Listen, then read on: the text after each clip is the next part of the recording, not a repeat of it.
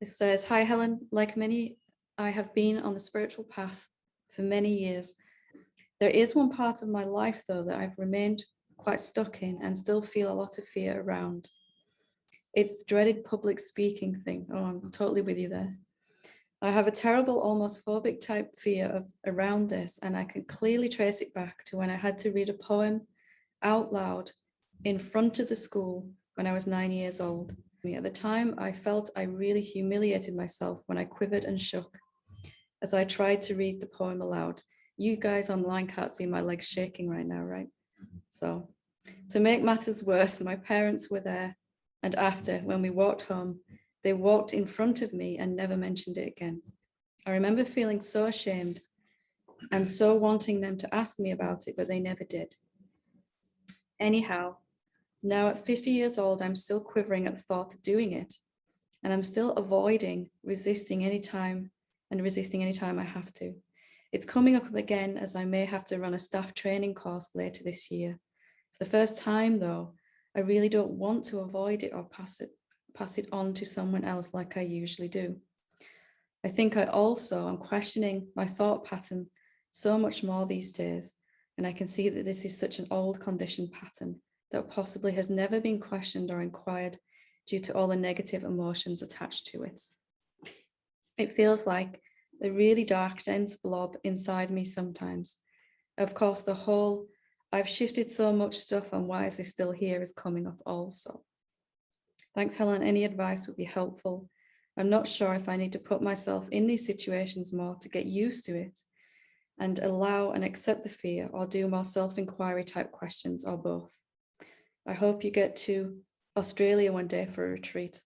I do too. I'm open to that, just saying. So should you do more inquiry, or should you just kind of push your way through it?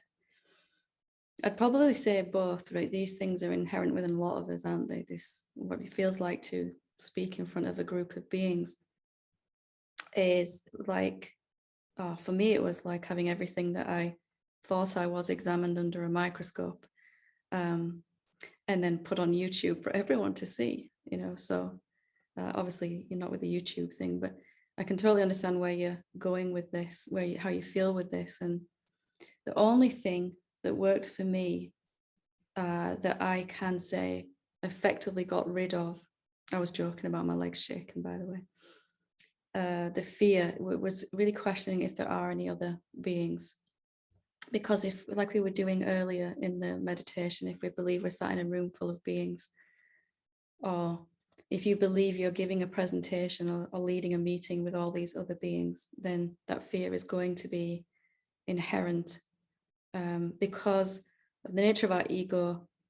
If something is outside of me, separate to me, here's this either orness again, me here giving the meeting and everyone else that's listening, then I'm going to feel that I have to put on a good show, so to speak, so that everyone likes me and I feel more approved of and loved of, and that there isn't any shame and that kind of thing, because I'll feel safer then and all of that.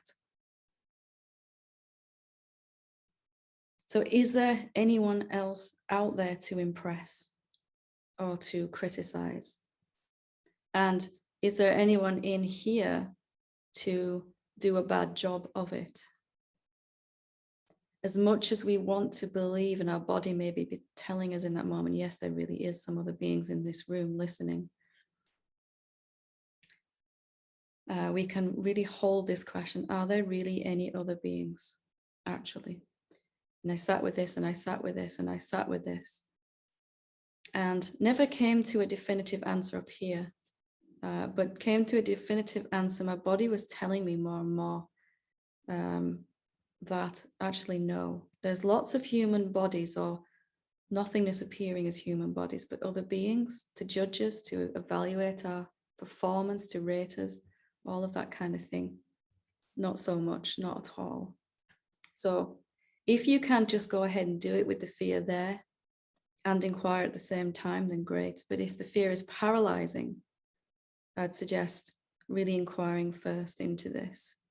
I mean, you might be one of those people that can just walk right through the fear as it is now. If you are, great, then, sitting in the room, as you're giving that, you can be asking if there's any other beings really. So it's up to you really in that way, but I would do both. Take it head on and don't stop with the inquiry until you're comfortable. You might never be doing cartwheels in front of a group of beings, but at least until you're comfortable and peaceful and you don't feel any different, whether you're in the room on your own or whether you're surrounded by other beings that you're having to give this presentation to. So I hope that one helps.